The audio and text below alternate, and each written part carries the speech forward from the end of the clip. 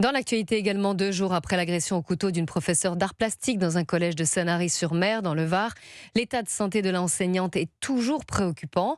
Côté judiciaire, le jeune de 14 ans mis en cause doit être déféré devant un juge d'instruction. Bonjour Frédéric Michel. Bonjour Clélie, bonjour à tous. Vous êtes au palais de justice de Toulon pour Europe 1. Comment ça va se passer ? Alors l'adolescent doit d'abord s'entretenir avec un éducateur de la protection judiciaire de la jeunesse qui va s'intéresser à sa personnalité. Puis il sera déféré devant le juge d'instruction. Ce magistrat l'entendra dans le cadre d'un interrogatoire de première comparution. Le collégien peut répondre ou garder le silence. À l'issue, le juge décidera de le mettre ou non en examen. Il est vraisemblable qu'il sera poursuivi pour tentative d'assassinat. Il a en effet en garde à vue confirmé avoir prémédité son acte.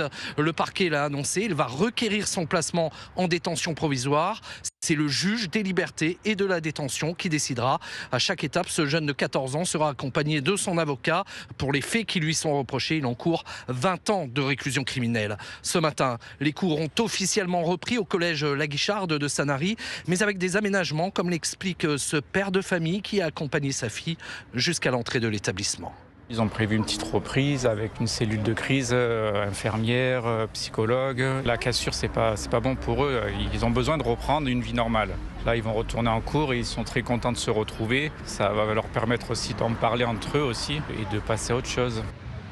Au collège, on attend aussi de connaître les suites judiciaires de l'affaire. On en saura plus en fin de journée. Le procureur doit tenir un point presse au palais de justice de Toulon où je me trouve. Merci beaucoup Frédéric Michel, on suivra évidemment. Je rappelle que vous êtes le correspondant dans le sud-est d'Europe 1.